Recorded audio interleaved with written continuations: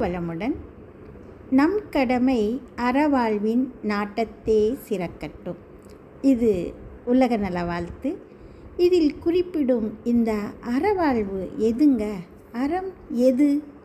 பிறர் துன்பத்தை போக்கும் அன்பு செய்கையே அறம் அப்படிங்கிறாருங்க நம்ம அருட்தந்தை.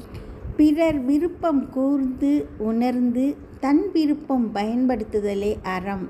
அதுவே கடமை, அதுவே அன்பு. நம் மனம் பிற மனதோடு ஒன்றி அன்பு நட்பு பாராட்டும் நலமே அறம் ஆகும். அறம் இனிது, அறத்தான் வருவதே இன்பம். பிறர் துன்பம் போக்கி இன்பம் காணுதலே அறவாழ்வு ஆகும். அறிவறிந்த பெருநிலையே அன்பு நிலையாம். அறத்தின் நெறி உணர்த்தும் நிலை அதுவே. நிவர்த்திக்கும் துன்பமெல்லாம் அன்பே